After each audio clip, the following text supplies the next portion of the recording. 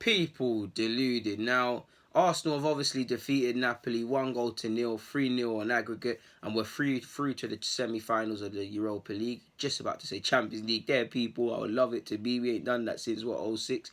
Forgive me if I'm wrong, but I can't remember the last time we did that, but such as it's been. But supreme team performance, lovely tactics by Gooner. Deserves all his credit for both the legs, because the matter of the fact is people are not going to speak about it. Napoli did not score over 180 minutes of football. Most fans, even the most optimistic of Arsenal fans, would have at least conceded. Napoli would have scored. I thought they would have scored. I thought they would have scored today, but the fact is they didn't. So supreme result, people. The players, especially the back three for me, but the back five, but specifically the centre halves, superb today.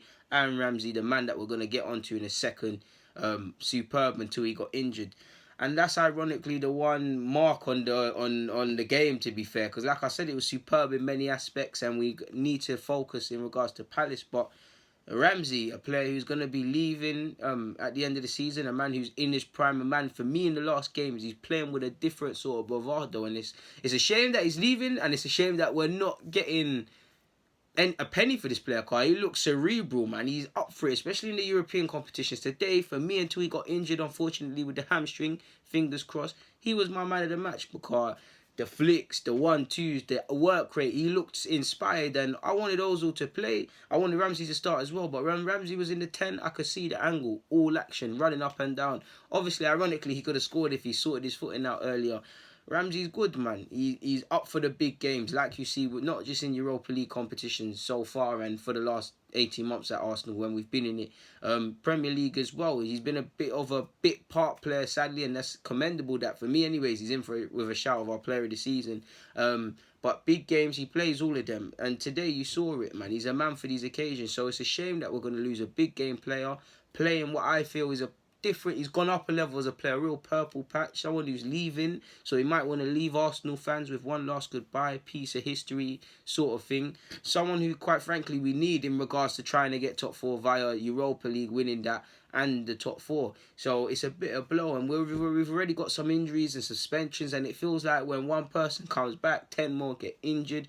It's the testing time of the season. You want your best players available. You want your away from if you feel you're the best or not. You want the players that are in the best form to play, so it's a bit of pill. Ramsey is someone that won't want to come off unless he absolutely has to. So the fact that he had to put his hands up for me tells me two things. One, that he must have hamstring injuries. Obviously, they just happen, people, but sometimes you can feel it in it. You can feel it coming, and I feel Ramsey might have felt it coming earlier, and it's one of them. You soldier it up for obvious reasons, and he's pulled up for me. That's the two things for me to see him put his hands up. And I don't know if I even said it, but the third thing is just for me to worry in it. For me, you hope for the best, you prepare for the worst. Now, I'm no physio, I'm no doctor, but hamstring injuries, I see everything from 2 weeks to 6 weeks. So I'm going with the 4 to 6 week calendar, so which would probably mean he's out for the rest of the season. Forgive me if my maths is inaccurate. Hopefully, ideally, I don't know how it would match up, but he could technically make the Europa League final or whatever if we did get to it. I know I'm probably wrong on that.